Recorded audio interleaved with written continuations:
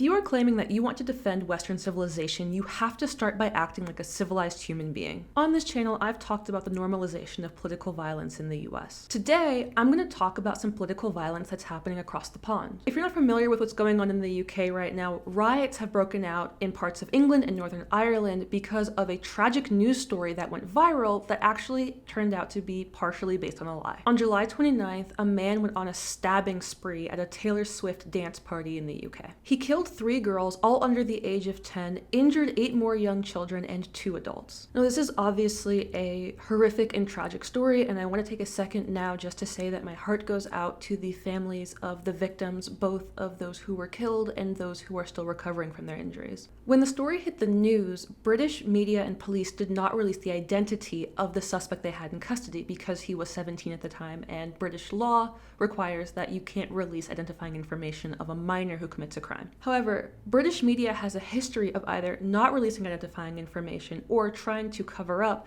names and motives of attackers in violent crimes when they are influenced by Islam, versus releasing this information very quickly when they're not. So a rumor ran through social media that the attacker was a Muslim immigrant, even though there was no evidence for it, and this story was blasted by large accounts like Andrew Tate's. And then a lot of people jumped to the conclusion that this was true because, again, the police and the media weren't releasing the identifying information of the person that they had in custody. The following day after the attack, on July 30th, mosques and Islamic centers were being attacked, and there were just riots in the streets, people setting vans on fire, attacking police with bottles, cans, trash, and just generally causing mayhem. Eventually, the police and the media released information about the attacker, even though he was still a minor, because, well, partially to calm the violence, but also because they claimed he was only a few days away from turning 18. And what was released was that the attacker was not an immigrant. He actually was born in Wales. And there is no evidence as of right now that the attacker was Muslim or was in any way influenced by Islamic terrorism. But even after the correct information was released that this kid was not born in the UK and that there was no proof that he was Muslim,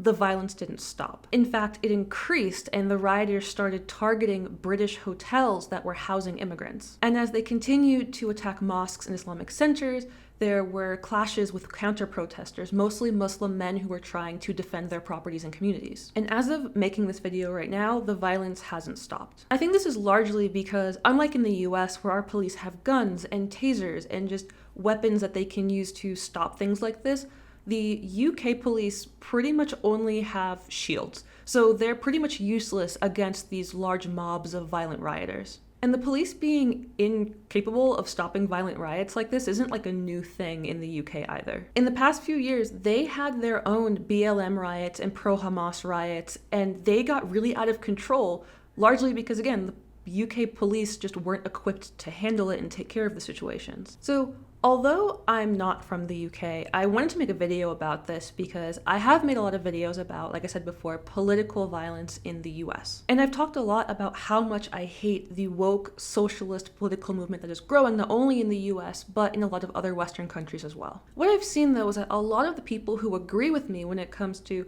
criticizing the barbaric actions coming out of the woke socialist movement, they have a hard time, or maybe just willingly blind to, the same terrible behavior when it comes out of the nationalist traditionalist movement. A lot of people who were very against the BLM riots and rightfully assessed that they were based off of racism, lies spread on social media, and a complete disrespect for law and order are now either dismissing or praising these riots that are coming out of the UK. The argument that has been made in defense of these riots is that people are fighting and they're frustrated because immigrants are coming to the country and they are bringing violence with them and destroying the culture of the UK. Let's start by making one thing clear, though. Most immigrants are not violent. And that is, like, no matter what country they're coming from. Because I know that there are people who are, like, okay with immigration from certain countries and not other countries.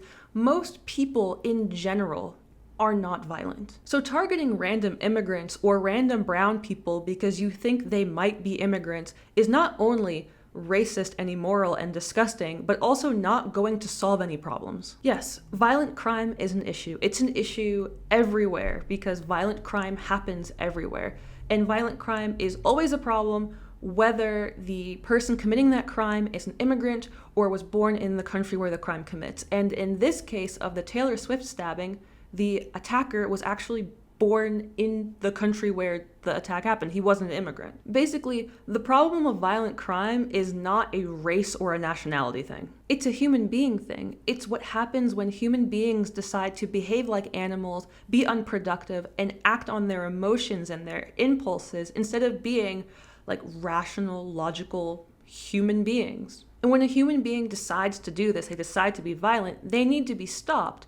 And no, I don't think that the UK police are doing enough to stop people who make this decision. Yes, they do need a different immigration system that stops people that they suspect of being violent from entering the country. They also need to disincentivize unproductive people from entering their country by getting rid of their welfare state. But mostly, and this is to decrease violent crime in any country, they need competent policing and policies that allow for self-defense. I've already talked about how the police in the UK don't have the right equipment to be able to defend the rights of the citizens that they are supposed to protect. But citizens in the UK also are barely allowed legally to protect themselves. They don't have a Second Amendment like we have in the US, where we are allowed to use pretty much any means necessary to defend our lives and our well-being. What they need is a government that is actually committed to protecting their rights by having competent police who can arrest criminals, but also allowing individual citizens to defend their own lives when and if the police can't get there in time. And this is, again, regardless of the attacker or the defendant's race or nationality. But here is what the people in the UK don't need. What they do not need are uninformed, violent barbarians running through the streets, attacking random people, destroying property, throwing temper tantrums, and undermining the law and order that is needed to actually solve the problem of violent crime. These riots are not defending Western culture or decreasing violent crime. They are, in fact, actively contributing to the problems these people are claiming that they want to solve. These rioters are not acting like rational human beings. They are acting like savage animals who are using their emotions and impulses to drive them to be destructive. But so many people are choosing to be blind to this. I've said in previous videos that political violence does not solve policy issues in Western countries. In fact, it undermines the democratic process, which is part of what makes our country so great and differentiates us from dictatorships or countries run by terrorists or gangs. And so terrorism, which is what this is, and let's not pretend it's anything other than what it is, should never be tolerated by Western countries that have a democratic process and law and order. But as I said before, a lot of people who are excusing these riots, they realize this, or at least they realize this when they're criticizing the BLM riots or the pro-Hamas riots or the riots that are caused by ideas that they don't agree with. Many of them can look at those situations and say, destroying property, attacking the police, and targeting people based on their race or any other unchosen characteristic, all of those things are terrible, horrible things to do that should be condemned by everyone. But in this situation, they are refusing to use that same logic and condemn these rioters. And I think here is where I actually have to make a distinction between two types of UK riot supporters and the different ideas that they hold. First, let's acknowledge that in these riots, there are a lot of racists and nationalists who really just want an excuse to spew hatred at and be violent towards people who superficially aren't like them. These people are evil in what they believe, and they should be harshly criticized for their ideas, whether they're being violent or not.